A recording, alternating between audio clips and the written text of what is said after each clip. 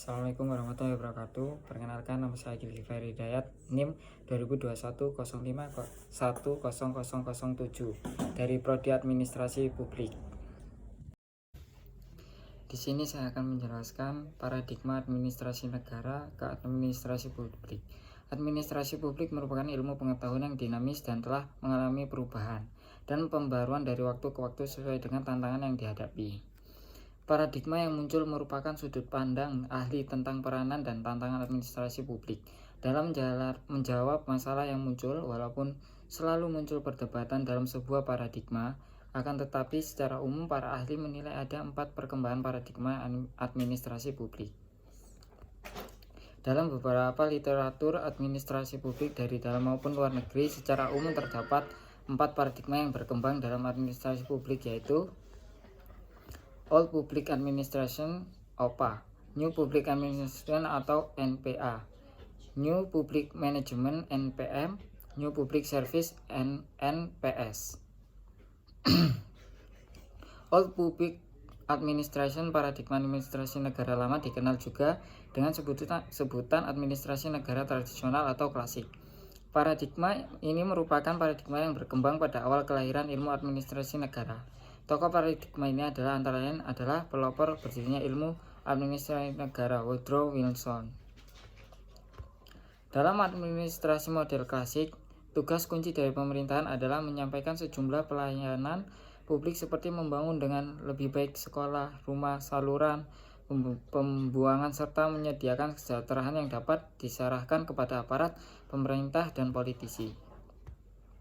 Administrasi publik menunjukkan dominasinya sebagai pemain utama, namun adanya sumber pembiayaan dari hasil pungutan pajak masyarakat menjadikan penyelenggaraan administrasi publik menjadi tidak efisien dan menjadi salah satu kritik teori klasik administrasi publik.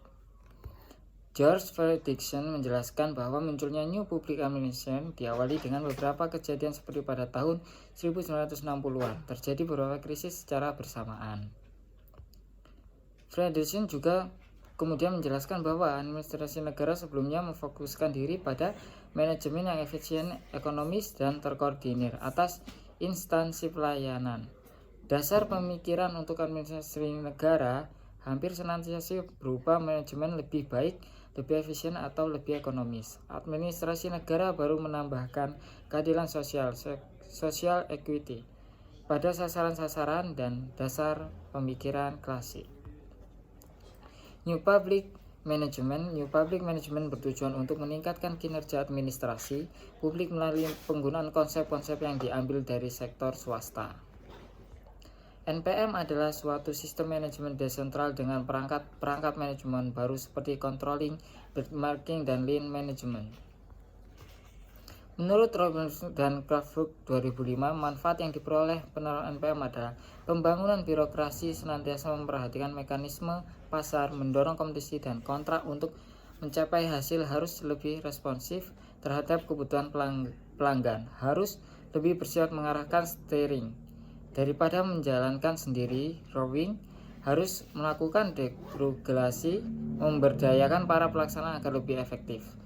Selain itu, NPM juga menekankan budaya organisasi yang lebih fleksibel, inovatif, berjiwa wirausaha, dan pencapaian hasil ketimbang budaya taat asas orientasi pada proses dan input. New Public Service menurut Denhart memasukkan nilai-nilai bisnis ke dalam organisasi publik telah merusak tatanan nilai administrasi publik. Oleh karena itu, mereka mengusulkan penerapan nilai-nilai baru. Hal yang dinilai baru dari perspektif ini adalah mengembalikan pihak yang dilayani dari pelanggan ke posisi yang sebenarnya, yaitu warga negara atau citizen. Mengembalikan peran pemerintah yang dalam perspektif New Public Management hanya sebagai pengarah ke posisi yang berperan sebagai pelayanan publik. Denhart 2003 kemudian menyampaikan sejumlah prinsip New Public Service. Prinsip-prinsip tersebut adalah: 1. Serve citizen not customer. 2. Serve the public interest. 3. Value citizenship of entrepreneurship. 4. Think strategically at democratically. 5. Recognize dan accountability is not simple. 6. serve rather than stare. 7. Value people not just productivity.